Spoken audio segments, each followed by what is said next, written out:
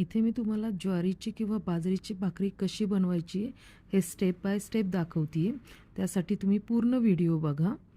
इथे बाजरीचं पीठ घेतलेलं आहे, त्यामध्ये थोडंसं मीठ टाकलेलं आहे आणि हे चांगलं असं मळून घ्यायचं. जास्त पातळही नाही जास्त घट्टही नाही असं मळायचं आहे. इथे फक्त व्हिडिओ नाही दाखवते, इथे माझी मेहनतसुद्धा आहे, अनुभव आहे आणि खरी चवसुद्धा आहे. हा प्रवास आवडत असेल तर तुम्ही माझ्या चॅनलला सबस्क्राईब करा आणि तसेच मी नवीन नवीन व्हिडिओ तुमच्यासाठी घेऊन येईल. कमेंट्स करून सांगा की माझी व्हिडिओ कसे वाटतात आणि तुम्ही ते करूनही बघा. इथे पीठ टाकलेलं आहे परातीत, त्यामध्ये अशी भाकरी घेतलेली आहे आणि अशी एका हाताने थापायची, दुसऱ्या हाताने त्याला धरायचं आहे. पण काही जणांचं वेगळं वेगळं असतं, ते दाखवते मी तुम्हाला. इथे दोन्ही हाताने भाकरी थापलेली आहे.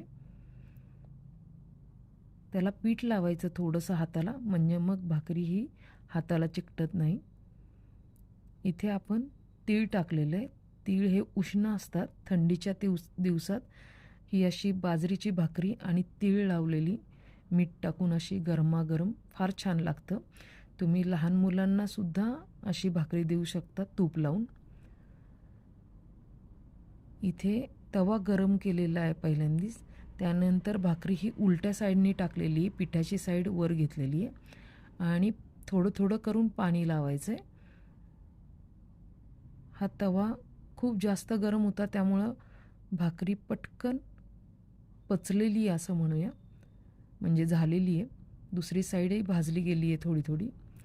ही आता गॅसवर भाजून घ्यायची, म्हणजे चांगली भाजली जाते आणि ती बघत बघत भाजायची की कुठे भाजलेलं नाही आहे, तिथं भाजून घ्यायची व्यवस्थित.